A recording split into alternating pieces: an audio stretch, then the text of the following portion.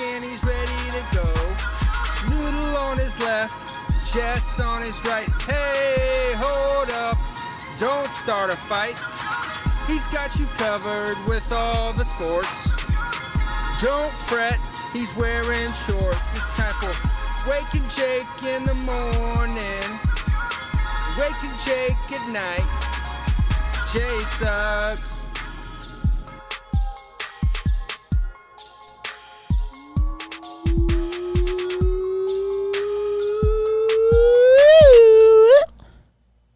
Good morning, Bakers. Happy Thursday morning, the first Thursday of June, as some people are calling it. Hope y'all smell good today. Me, producer BBD, cranking it out. Little afternoon Yankees game, so we had to sneak in the Talking Yanks pregame show first. We are off and rolling, and I think we're going to have a special guest in a couple minutes. Hinted at it in a tweet. It's Jeff Passan. We'll see if he answers my call. He might not. And then we're just beefing. So either way, we're going to have good stuff. That's a win. We have a friend or beef instantly. Uncle Jeffy P, he hates when I say that. He's had a huge week of articles. He wrote about Mike Marshall. It's a whole pitching thing. There's an emotional one about Brian Wayne Galantine. He did his monthly recap. He did an NFT thing, which I got sucked into last time. So we'll call Uncle Jeff in a couple minutes. Brother Jeff. He's my brother-in-law.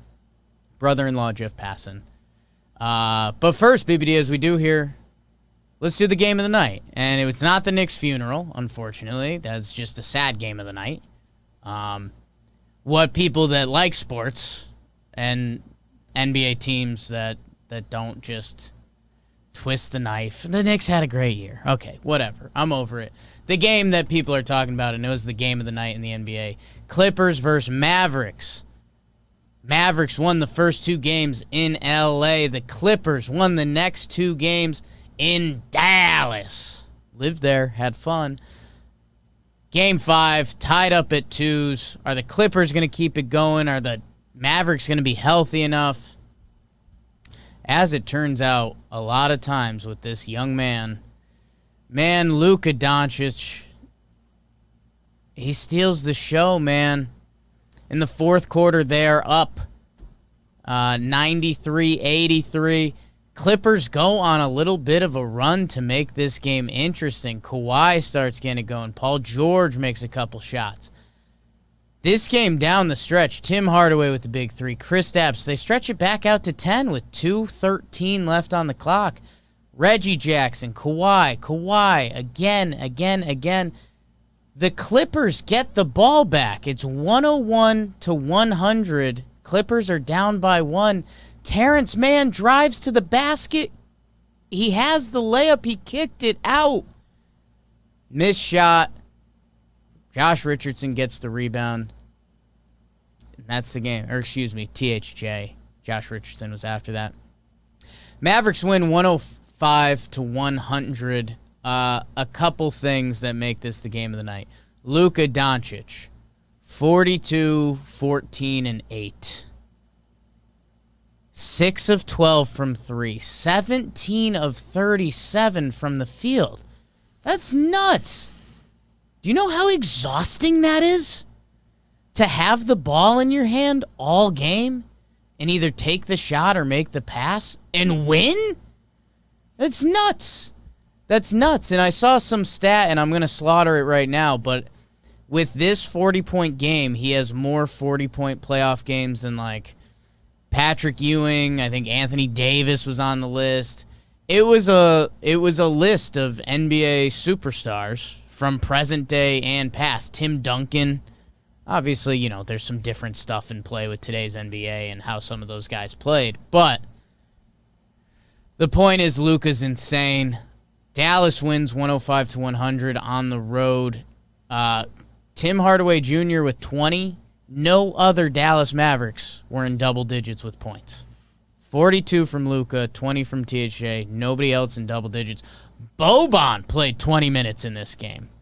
And started. How's that put some lead in your pencil? And then if you're The Clips, you'd like to shoot a little better from the field. I mean, Reggie Jackson has a nice game. Paul George was solid. Kawhi, not his A+, 7 of 19 from the field, 1 of 7 from 3. In BBD, something else I liked from this series so far, my guy Taco Trey Kirby, who does a bunch of NBA stuff. We talked to those guys a little bit. He called this the Hobo Series. Road team wins every game. So Hobo's not perfect. It should be like the Vacationer Series or something. Yeah, I don't know. I guess Hobo going back used to be like you don't have a home. Well, yeah, you're homeless. I think it's There's fallen no out of home favor wins. as just a term to use, but I'm in on Taco Trey using it. The road team has won every game in this. They're going to Game 6 in Dallas. So Luka with 2 shots to close out. Kawhi and Paul George, we talked about this a little bit before, how, like, you know, either one of these teams is going to be pretty devastated if they lose in the first round, like our Knicks. BBD, that's the game of the night. The game of the night is brought to you by Dugout Mugs. Dugout Mugs. Father's Day is sneaking up. Father's Day is like a week and a half away now? Not even? I think a week from Sunday. So, yeah, we're like Just a week and a half away. We got the Dugout Mugs on the table. They got a lot of running weekly dumb. Might be 2. Either way, get a Dugout Mug. It's a baseball bat that holds liquid. What do you think you're missing? A baseball bat that holds liquid. We got Talking Baseball, Talking Yanks. If you've got a favorite player, they've got them. They're in with the PA. They're in with the MLB. They've got every team's logo. They do personalized ones. Dugoutmugs.com/discount/Jake. Promo code Jake, people. Bakers, I smell you. Where you at? I love you. Go check them out. Dugout Mugs, 35% off with promo code Jake. Dugout Mugs are the best. We drink out of them literally every day. So go check them out. BBD, how are you? Thoughts? Not having a great day. Just parking monster got me. Don't like the weather. Knicks are dead. Knicks are dead. Not like full devastated. I'm just like kind of sad, but because it was fun. They were a fun team. And I'm more sad about just like they kind of had like uncompetitive games. They like didn't they didn't play like a meaningful fourth quarter since game 2. Yeah. Yeah, no, They could have lost in 5 games, and if all of them were close, and like Randall had a good series, and yeah, it's just you walk away, and it's not even just there's bad taste in your mouth. Like it is a bad taste, but it's not like it's just kind of gross. Like it's not like, you know, we said, you know, the Knicks won game 1, which they had a chance. They were in that game. They could have done a couple things differently. Frank gets torched on that last possession. But everything else was just dominant, and like Trey talked shit every moment, and he backed it up pretty much. And the Hawks didn't even play good. Julius Randle played so bad. So it's just, you hate to be the, oh, well, it's still a nice year. It really was. It really was. I mean, the New York Knicks were the 4 seed. They're in the best position they've been in organizationally in a very long time. But yeah, you just, you know, like, what are the Knicks' wins from that playoff series? Yeah, other than just getting experience. Was RJ okay? I don't know what his numbers were. I'd have to see the final night. numbers. He wasn't great. Was overall pretty good. IQ gets a couple minutes at the end of the series, but like, that's the thing. I mean, everything that was so positive about this Knicks season kind of got destroyed in this 5-game series. Yeah, nothing they showed you that you loved about the team in the regular season came to fruition in the playoffs. And I mean, like Noel was very banged up. If he was 100%, I wonder how different it is. Mitch Rob just not available. Yeah. That was my one. Would Mitch Rob have affected this series? Because Clint Capella was really good. And Taj was really good in a backup role. So if you're able to still start Mitch Rob. Taj Gibson's not supposed to be a 30-minute playoff guy.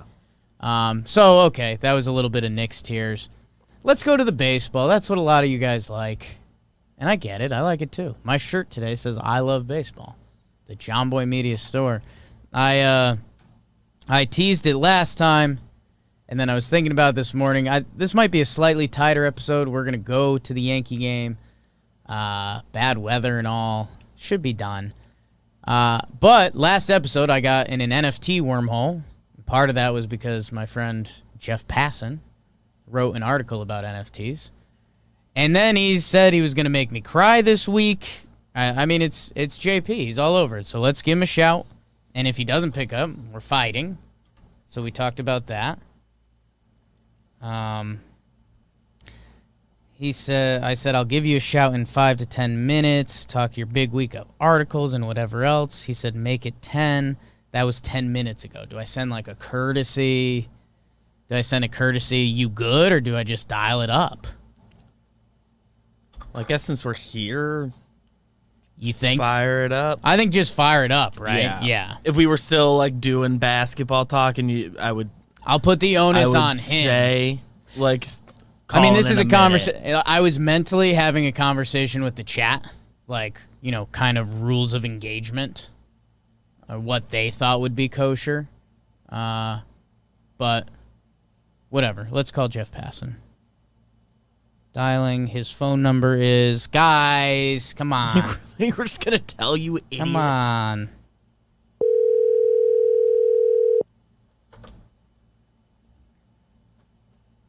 Calling Jeff Passan live. It's breaking the internet. Jacob? Jeff Passan. What's happening? How are you? Oh, couldn't be better. Yeah? Living the dream. I mean, come on. Yeah, I guess so. You wake up every morning and look in the mirror, and this is what you look back at? Come on. Yeah, I have a very similar emotion to that every morning. A lot dark. You know what, Jeff? Yeah, both of us have overwhelming, unnecessary, unwarranted self-confidence. Yeah, nobody is sure where it came from, but we have it. Man, I want to tell you, and I'm sure everyone's told you this, and I guess I want to see where your emotions have changed on it. I had a little moment last night where I saw you on the MLB The Show commercial, and I was like, that's cool, man. Like, I've obviously flip-flopped on it because I've wanted to hate you being in the commercial, but, dude, that's really cool. It's cool, but I'm not. Sure. Like that's the problem. I think the true testament to that commercial working is the fact that people who know me go away from it saying, that's pretty cool. And if something is so cool that it can overwhelm my distinct lack of coolness, then clearly it's doing a good job. So yes, I am with you every time I'm sitting around and I hear my own voice. A few things go through my head. First, wow, it's amazing that this exists. Second, oh, Jesus, I'm going to have to hear myself say swag and drip.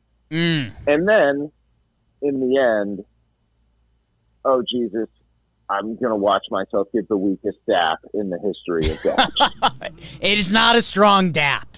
No, there were... Here's the thing. There were at least 20 takes that we did on that one because I was not being forceful enough in saying, you ready? Let's do this. Because I'm not a coach and I don't have that sort of like, hey, let's go in my arsenal.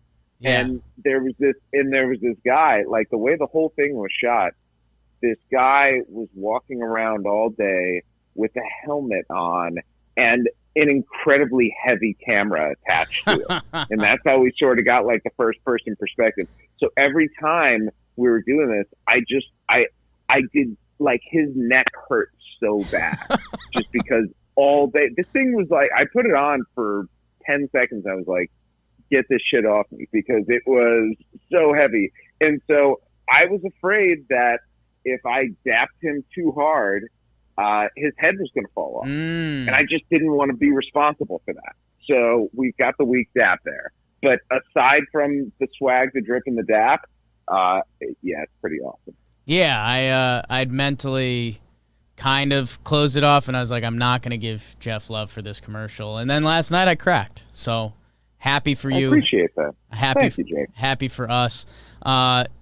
Jeff, I do Wake and Jake twice a week, Mondays, Thursdays normally, and normally the Monday show there's a big, the weekend of sports. It goes all across anything. There's golf, there's everything pops up, always baseball.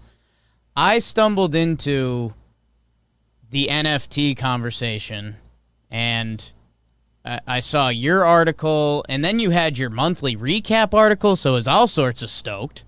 I was like, okay, let's see what Brother Jeff's cracking out in the monthly article. And then you said you were going to make me cry, and then you said you had more coming. So I'm looking at it now. You've got the Mike Marshall pitching article. You've got the Ballad of Brian Wayne Galentine. Am I saying that right? You are indeed. You're on a roll. All over it. So this is a huge week, Jeff. I don't even know where to start with you. I mean, it's your show, Jake, so please figure it out. Damn it. That's my way of being unprofessional and hoping you walk into it. Well, let's go. Let's do the monthly recap first. Was that your idea coming into the season that you wanted to do something like that, just to highlight things month by month, or how did that one happen?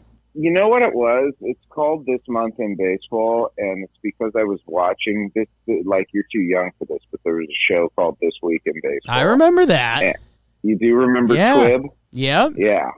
I enjoyed that very much growing up, and I wanted to sort of honor it, and this came along. I have no idea if people are reading it, enjoying it, liking it. If you have constructive criticism or just criticism, Jake, by all means, please let me know. But it's a cool way to look back, but also project forward. And the baseball season is so long and so tortuous that you sometimes get lost in it. And if you're at the end of a month and you say, what the hell happened this month? And so that's the point of that story, which will be a recurring feature, hopefully, and something that I enjoyed writing very much because it allows me to hit on small subjects and big subjects. I can look at Ohtani and why he's doing what he's doing and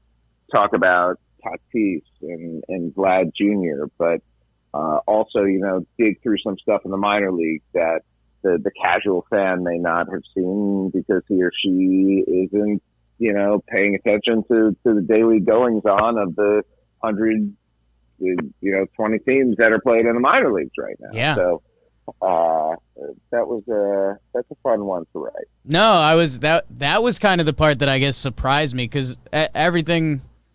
In a non-suck-up way. I mean, yeah, Vladdy, Tatis, the juniors, that had to be talked about. The best Mays since Willie. I thought that was a B- joke out of you.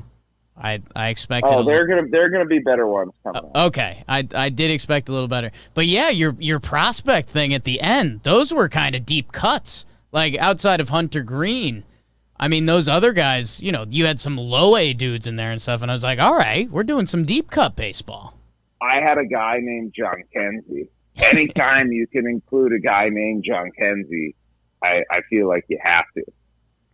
That's fair. All right, let's go to the NFTs because I'm sure you have much more well thought out ideas on this than me. I actually am closer to liking NFTs after reading your article. I really like the Gary V quote comparing it to 90s, 2000s FIFA. That obviously spoke to me as a loser boy that played a lot of video games. So should we be all in on, should I be buying NFTs? Should I be just telling people they're cool? I still don't really know what to think. I actually had a very interesting moment last night and it didn't, so I'm probably, well, I'm too old for a lot of things. And I sometimes wonder if I'm too old for NFTs. Like, I'm not too old for crypto. Like, definitely own cryptocurrency. Enjoy following my account and riding the wave there. But NFTs, it's always been like, what's the freaking point of having something that you can't physically, tangibly hold? Like, I've always struggled with that as somebody who grew up with baseball cards. But last night, and I swear I'm not trying to plug this right now, and it's a little bit askew from NFTs, but related. I am down in what my eldest son calls the secondary dungeon of our home, which is the basement. And he's sitting there playing the show and opening some packs of cards, hoping to get a good gold player or whatever. Sure. And shows me these reams of cards that he has that he can't sell. Because, normally quick selling cards, stuff like that. Can't sell these cards. And I'm like, well, God, that's got to be annoying. And he looks at me and he's like, not really. Just like any collection, right? I have all these different cards and you like some of them and you don't like others. What about your boxes of baseball cards where you've got all kinds of trash cards that, you don't want, but you still keep them anyway? And that really spoke to me. Like, I heard him say that and I'm like, God, you're right. And you can look at a digital collection of something as still being a collection. Just because you can't sit there and hold it doesn't mean that it's not something tangible or that it's not something meaningful to you. And that's what NFTs are trying to do. They're trying to bring meaning, I think, to a sport that for a lot of people, it lacks that right now. And that meaning and that idea of being part of something and having something unique potentially, I think speaks to everyone on a lot of levels. Is it going to work? Are NFTs going to be the thing that bring people back to baseball? I kind of doubt it, but is it another way that the sport can market itself and can do cool things? Yes. And that's the whole point, right? Like, baseball is too great of a game to have as limited an audience as it does. And if you can use anything, if you can leverage anything to expand that audience, by all means, that's awesome. It's why, it's why you guys succeeding the way that you have has been so good for the sport, because baseball did not have anybody on YouTube who was really speaking to a broad and general audience before you guys came along, and now it's got that. Yeah, I'm glad you ended with a compliment. And I don't know, that's obviously, as you mentioned, you get older and sometimes it's tough to just chew on something and figure out what it is. But I really liked, the fact that it can kind of be interactive. Like, I think the Yermin Mercedes 3-0 homer, you talked about that could be a 1-of-1 and you can have Yermin comment on it or something. I don't know. I don't fully get it, but I do know that story would speak to someone. And I think people are trying to get into the tangible part of it, of not being able to hold it. But if you say, I'm the only person that has this, and Yermin says something and you tell the story about it, that's how people get interested in anything, never mind sports, but yeah, especially baseball. Are you going to buy an NFT, Jake? I'm interested. I didn't like that they timed it with Lou Gehrig's day. I thought that was kind of weird. Like, I know you're very much in the web, so you don't have to comment on that if you don't want to, but it just seemed like two things that should have never crossed paths. I don't know. Like, I guess that's a mental hurdle for me a little bit, but I've just come to expect very little of large corporations. Well said. All right, and so I read those two articles, Flex, because that's not something I do a lot. I haven't read the Mike Marshall or the Brian Wayne Galentine article, so I will let you feed me into what people listening to this should be looking for in those? The Mike Marshall story. I'll do that one quickly. Mike Marshall won the 1974 Cy Young. People know him as the guy who threw 106 games in a season and was like one of the last great screwball pitchers. He was a lot more than that. He was a wildly eccentric, brilliant guy who had theories about pitching that were decades ahead of their time. I remember the first time I saw Mike Marshall. I went down. It was early on in my time at Yahoo. I think it was 2007. And I went down to Zephyr Hills, Florida, which is home of Zephyr Hills Water, and it's really not known for a whole lot else. And he just lived in this shitty place. And for $10 a day, the training fee, and $10 a day for like a ramshackle room, kids would go. I say kids. There were some guys pushing 30 years old there. Would go and live at Mike Marshall's place and train with him. And the training was absurd. The way they threw a baseball was hilarious. You should absolutely go watch video of a Mike Marshall pitcher because you will laugh your face off and say, what is this? But this guy who was convinced that he was going to end pitching injuries in baseball, despite all of the brilliant ideas he had, just never made it back to organized baseball because he was so stubborn and so off-putting. And it was, he lived this very interesting baseball life that I tried to capture in that story. And the other one, I'm not going to give it away too much because I said that it would maybe make you cry. And I don't want to, potentially ruin that. I don't want to build it up. I don't want to let anything out. I want to see where your emotions are at right now, Jake. God, yes, you and me both. When was the last time you cried?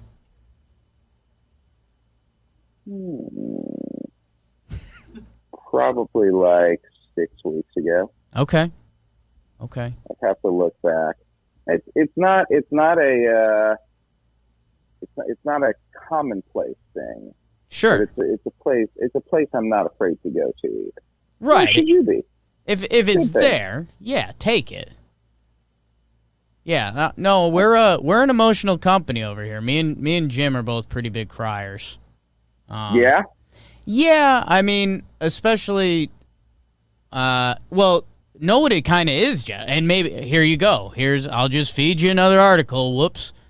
I think growing up in Italian families and watching Joe Torre cry after a lot of Yankee stuff, yeah. I think that had an effect on us. I really do. So you think that you're a crier because Joe Torre modeled that good behavior? So I wouldn't say that's the exact reason why we're a crier, but I actually, Jeff, my friend Jimmy just popped in the room and he's saying yes. Yes. Okay. Hello. That is the exact reason I'm a crier. My mom used to pause or point at Joe Torre and say, "See that? Real men cry when they're sad or they're happy." And then that's the exact reason I'm a crier. Is that a true story? Your mom actually looked at Joe 100%. Torre and said, Yep. "Real men cry." Yep. Or if Bruce Springsteen cried at a concert, she would say, "See that? So real men show their emotions." It's an Italian old man thing. That's a good mom right there, actually. Yeah. Like I appreciate the lessons of Mrs. O'Brien. Yeah, and I think I feel like a headline, Joe Torre taught me to cry, and an accompanying story would be fantastic. If you want to write it, I'm ready and willing to comment. Well, Joe Torre didn't teach me to cry, though. He taught you to Well, you cry. can write it on me. Maybe you write a book. Yeah, I am not going to write a book about you. All right, here's Jake. Says he's not writing a book on me.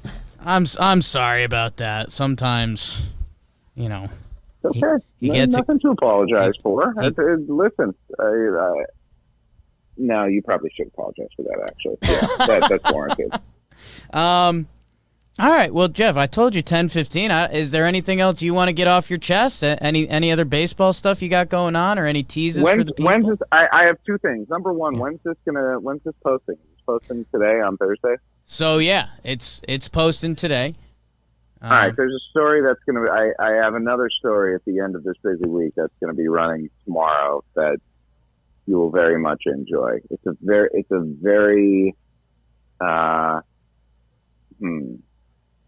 internet story. Okay. Takes me back to my days at Yahoo when I always was trying to take advantage of being America's homepage, and by America's homepage I mean Yahoo's audience was just the worst. It was the worst. Yeah. But this is a story for people who are very online. And number two, how you feeling about your Yankees? Man, it's hard out here in the streets, isn't it? Yeah, it's a sick sport, Jeff. We're all sickos at heart. I mean, they rolled out a lineup Tuesday that just was laughable, and they lost 4 straight, and then they end up winning that game. They win yesterday, and now it's Garrett Cole to win 3 out of 4 against the Rays, who had been the best team in baseball, with Boston coming to town this weekend. So, I don't know. I'm still feeling good about it. The center field stuff is kind of blowing my mind a little bit. I don't think they can end the season with. Yeah, I love Brett Gardner, but, we've seen him wear out, and he's having a tough season already. So, outside of that, the pitching's been good. The bullpen's been great, and a couple of guys in the lineup you believe are going to figure it out. And I guess the other thing is, in the AL right now, okay, Red Sox bulletin board stuff, they still don't scare me. Houston and the White Sox, I think, are very good baseball teams, and I'm nervous about them. But as far as the baseball season goes, I think it's funny that, we're about 60 games in, which was all of last season, and we're just riding the roller coaster. I think they're going to be good. The hitting was scary for a while, though, but that's kind of all around baseball. Yeah, I was going to say, seems like hitting is hard these days. Yeah. The center field thing is that's a problem. Yeah. Yeah. There's just, could they theoretically go get Starling Marte? I suppose. It's why, it's a big part of the reason why when I was on ESPN, it's got a little traction. I was on ESPN a couple days ago talking about, potential upgrades, and I brought Trevor Story's name up. Right. Yeah, that got the people hot, Jeff. Caused a little hullabaloo, as the kids will. I don't know what kids say that. That to me, and when Gio Urshela played shortstop, I felt like that was a little bit of validation there. This was less about getting rid of Gleyber Torres. It was an acknowledgement that I just don't think long term he's a shortstop. Right. I just don't. Yeah. And it was an acknowledgement too that I think the Yankees are going to be in the shortstop market this winter. Okay. Is Trevor Story the right guy right now? He might not be. I mean that was speculative more than hey, I'm hearing the Yankees are in on Story right now, but they need a bat, and Story is phenomenal defensively. And what would, especially when Luke Voigt comes back, how do you shift that around? Who sits? That's a tough thing to do. But when you're scuffling, talent plays, talent wins. And I just look at that and think to myself, are the Yankees really going to let the luxury tax threshold get in the way of this? In the way of burning another prime year of Cole, another prime year of Judge, the first year of LeMahieu's deal. Like all of these things are very, very pertinent to the situation. And maybe it was as much my faith in the Yankees organization, perhaps misplaced considering what they've done at recent deadlines, but my faith that winning there still is of the utmost importance, and they're not going to look at a season like this and let it get away from them just because there's a positional crunch somewhere. That's not what you do. If you can go out and get the best player on the market, get yourself into the postseason and hope that you hit a heater there and can run through with, with Cole doing what Cole does and hopefully the pitching complementing it the rest of the way, then that's something that you go and you take that shot. Yeah, I'm interested to see. I mean, when they've been under the cap, they've stayed under, but I guess, I wonder what their ticket projections and stuff like that were, if they're going to beat that out money-wise, and also the CBA could totally change, and all that, of that could be gone. So 100%. But 100%. I mean, if the competitive bounce tax threshold continues to be a thing, I don't believe that it's going away. There'll be some sort of variation on it. The number's going to be way higher, and as long as it's up there, that's going to give the Yankees the room that they need to spend, but still potentially stay under it. So going over right now, the cost simply is not significant enough in either dollars or penalties to preclude them from doing that. Well, I hope you're right. We as Yankees, speaking for Yankee fans, we kind of can't dream that yet. But if it happens, it's frustrating too. I get it. Yeah, like, I understand in COVID, teams got hammered, and I'm not sure that the team got hammered as bad as the Yankees did. But that was after years and years and years of the Yankees crushing them financially. Yeah. So, bad years happen, and it sucks when they do. But nobody is crying tears for the New York Yankees financial situation. No, if you, those people that got sparked during the Trevor Story ESPN hullabaloo, if you bring up. Sorry guys, didn't mean to. Didn't mean to do that to you. You were good. You delivered it right. I listened to the phrasing. You didn't say, sources or rumors. You were saying it's an interesting conversation, and it is. Yeah. And I wonder if this is a fit. It might not be a fit, but I think it is a very fair thing to wonder and to talk about Torres at shortstop and the shortcomings and the positive things as well. I mean, the defensive metrics are sort of all over the place. DRS loves him. UZR loves him. DRS sort of on him, and outs above average is a little more than on him. And I don't trust defensive metrics entirely, but I definitely know the ones that agree with me are the ones I like better, because that's how science and math works. Amen. That's how we operate here. Jeff, it's great hearing from you, man. I like talking baseball with you. I enjoy talking baseball with you too, Jake. Whoa. It's quite enjoyable, and I appreciate you. I appreciate you giving me a ton of notice for this. Yeah. Your planning skills are unparalleled. Jeff, I'm so dumb. I have a story that I'll actually tell you offline. How about that? I'll keep the people waiting. Sounds great. I hit up a pretty, like a kind of a big deal athlete one time, like 15 minutes before going to record. It was just like, hey, you around? And then I was like, you're so dumb, Jake. So dumb. So that's a little into my head. And was he? No, they were very nice, but they were just like, no, man, that's not how this works.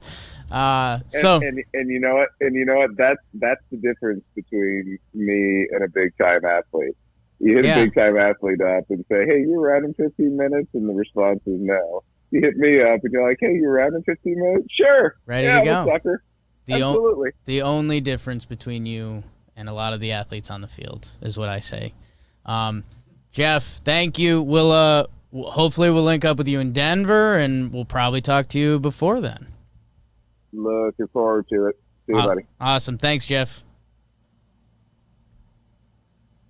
How about that? How about sneaking a little 30 minutes with brother Jeff? Whoa. Owe him one. What do you think, BBD? Love Jeff. Good guy. Nice guy. He's a good guy. I like when he puts the screws into Trev a little bit.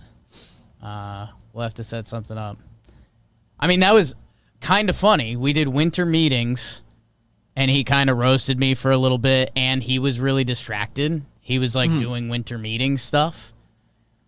That was the most, like, baseball I think I've talked with him. Yeah. And that was cool. That was cool. We'll have to do something talking. I feel like baseball with usually him at when some we're point. talking to him, we're kind of talking about, like, media angle of stuff. And Yeah. Couple jabs across the table. Bada bing, bada boom. Thanks to all the bakers, and if there's any new bakers here, that was fun. And again, all of this being built together and attached allowed that to happen. That's pretty cool. That's the ESPN's baseball dude coming in here and chatting with us. I was very happy we got to talk a little bit about the CBA stuff, because I've been wondering, because I have no read on what's going to really change. He probably doesn't either, but, like, he's closer than we are. He's heard stuff. He knows what some people on both sides would be asking for, so he has a much better guess than we do. Yeah, and that's because that is going to be one of the big talking points is the, teams use it as a salary cap. So I wonder what kind of loopholes and different terms they work in. Because I think it's only the Dodgers over it right now, right? I think so. So, yeah, I mean, that would, Yeah, I think like kind of nobody's happy with the way it's currently constructed. So, like, don't know what their solution's going to be, but yeah. Well, that was great. We had John Boy hop in for a little bit. We talked crying, talked NFTs. I mean, that's covering the board. That's covering the board. Mike Marshall, yeah. I am interested to read that. I mean, when you tell me there's someone training people and they're doing it a totally weird way. yeah, I watched one video on YouTube and the throw was funny. Yeah? Yeah. Anything we can take to the blitzball streets? Yeah. Okay. Yeah, I think you'll be breaking out the Mike Marshall. Okay. That is big news. So again, that was Brother Jeff, the best. So that kind of covers baseball. BBD, I don't know. We kind of had a mini funeral. Do we need to finish off anything with the Knicks? I mean, they got beat last night. Yeah, and they there'll looked be a awful. full episode of Talking Knicks soon. Yeah. I haven't even.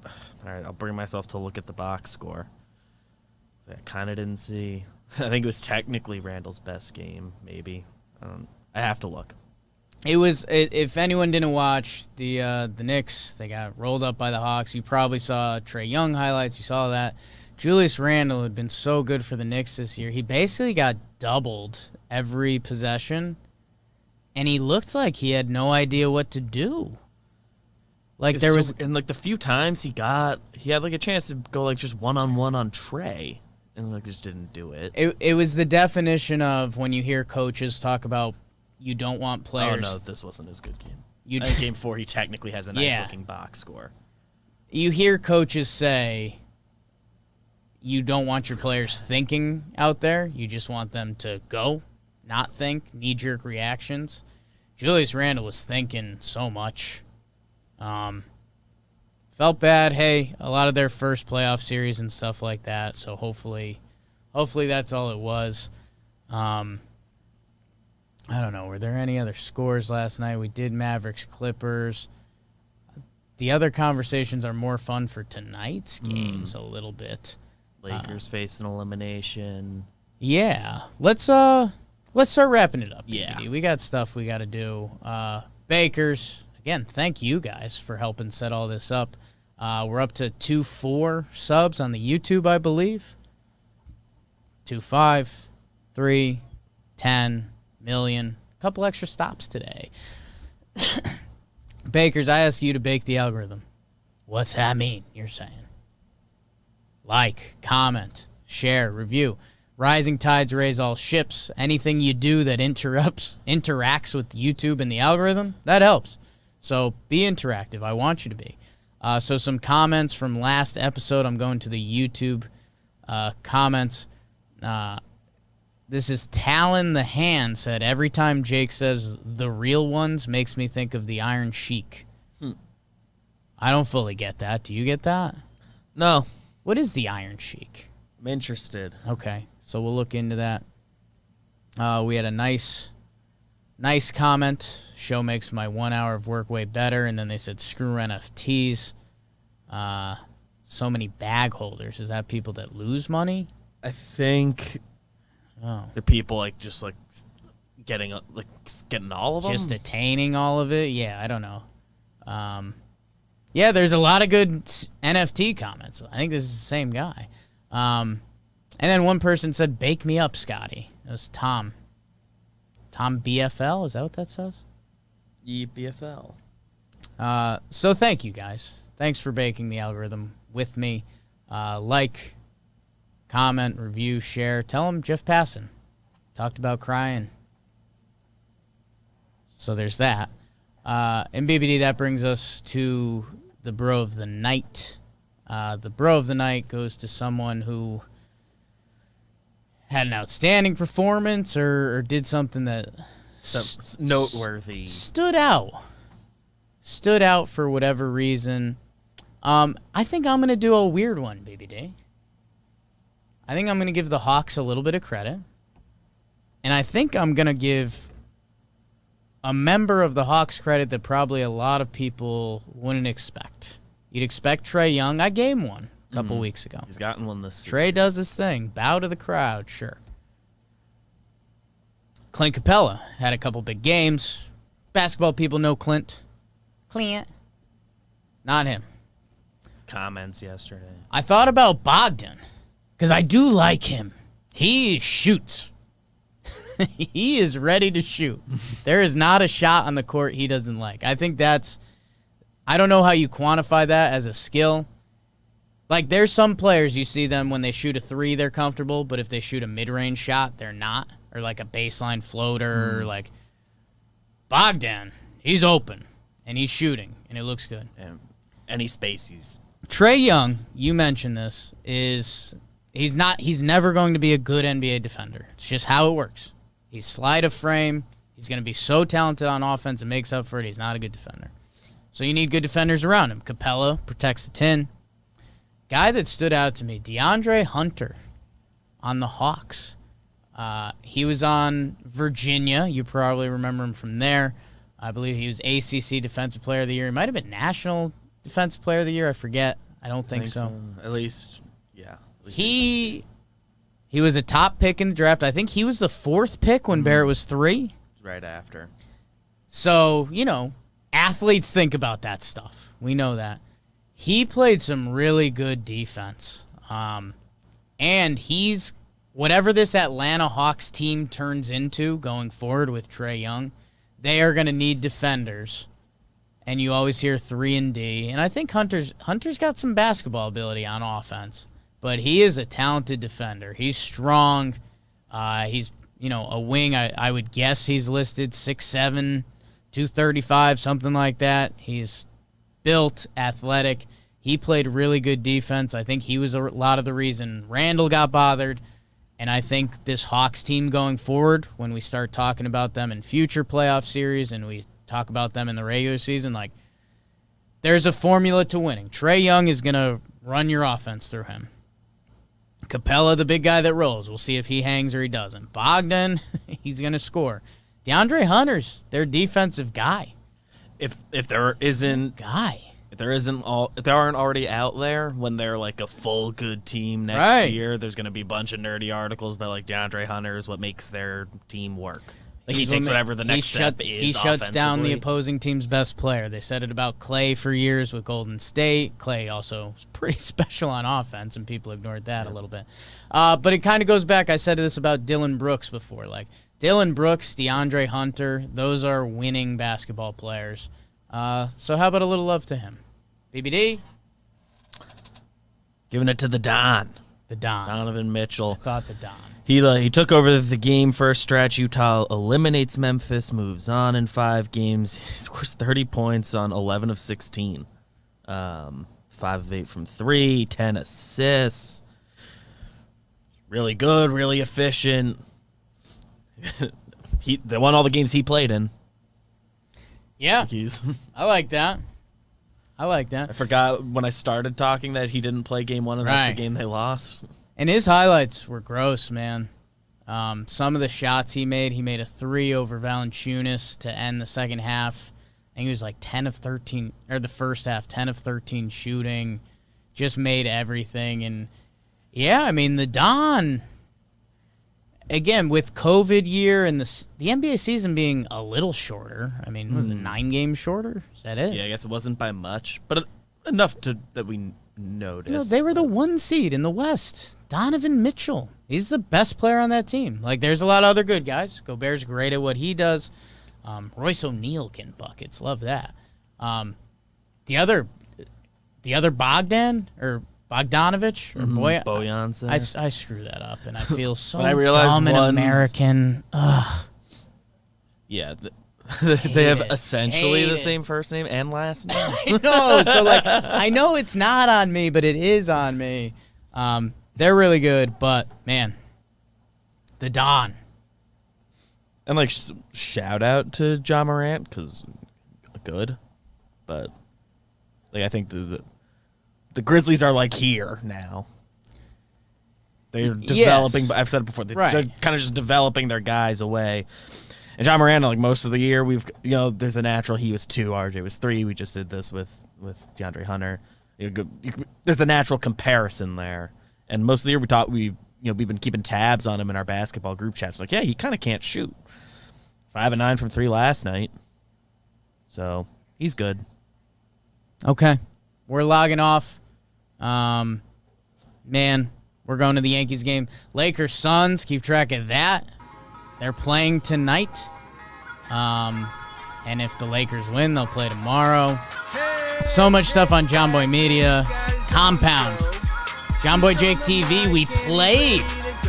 You're going to want to check that out. That's a good time. Mansplain Baseball. JJR yesterday. Talking Yanks, talking Nets, talking baseball. Chris Rose rotation. Castellanos, right? I haven't It's listened. really cool. I'm excited for that. Thanks to Jeff Passan. Tweet at Jeff Passan. Thank you.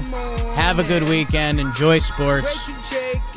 Bobby Skinner just texted me. John Madden just died. So if that's true, we're very sad. Or if that's Bobby Skinner prank, I'm sorry. But you might have known.